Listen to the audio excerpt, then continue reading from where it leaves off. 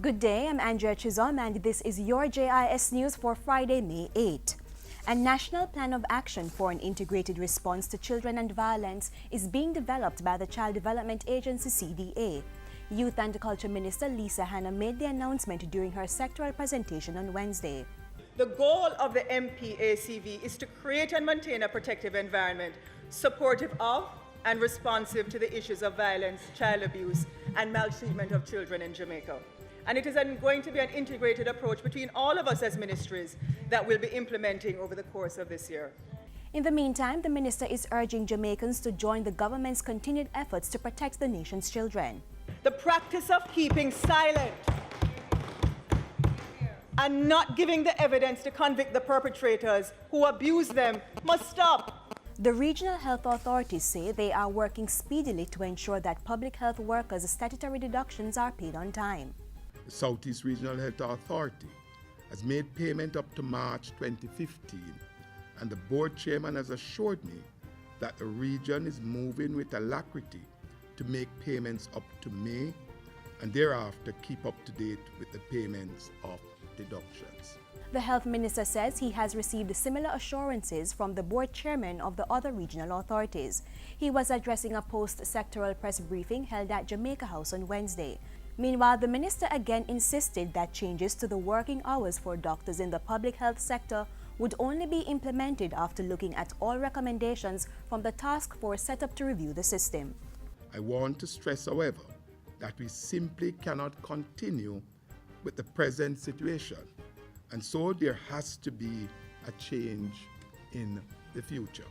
Government is making progress on its plan to establish a single body to manage the country's land transportation sector. The new body will represent a merger of the Island Traffic Authority, the Transport Authority, and the regulatory functions of the Jamaica Railway Corporation. To this end, the Ministry has concluded the consultancy and is continuing to examine all the recommendations for the implementation and operation of the new entity. That is with a view to presenting the recommendation for Cabinet's consideration.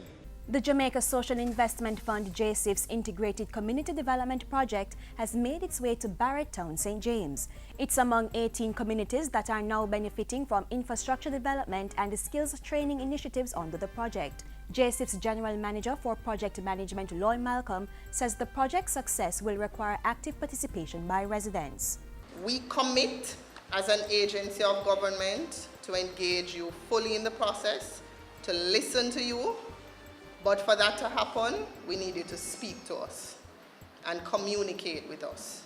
JIS is spending a total of $42 million to implement the project. It's being funded by a loan from the World Bank.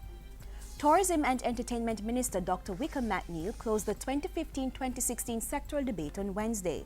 He praised the new format, which saw the entire process wrapping up within 4 weeks instead of the usual months, and much shorter individual presentations. Our presentations were limited, Mr. Speaker, to 45 minutes for ministers and 30 minutes for opposition spokespersons. That is the discipline. Our not being able to speak for 2 and 3 hours compelled us to be more disciplined, selective, and efficient.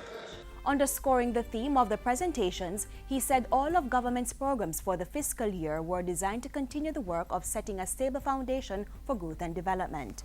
We understand that there is more that we have to do to set that stable foundation. We have to ensure that we have an educated populace.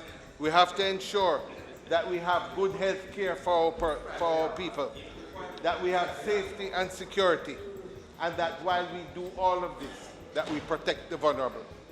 And finally, the Ministry of Tourism and Entertainment will be hosting the 4th staging of Arts in the Park, this time with a focus on dance. Arts in the Park, the dance edition, will be staged on Sunday, May 17 at the Hope Botanical Gardens in St. Andrew. It will feature a vibrant genre of Jamaican culture ranging from traditional folk forms to contemporary dancehall. Dance scouts from global companies such as the African American Dance Ensemble, ALI2, MTV, Block NYC, and the Martha Graham School of Contemporary Dance have been invited to attend. We are carrying persons who go into Brazil, who go into Haiti, who go into Cuba. We are carrying schools who are able to now see our talent and give scholarships. Arts in the Park was launched in 2013 to connect local talents with international booking agents and talent scouts. And that's it for JIS News today. I'm Andrea Chisholm. Thank you for watching.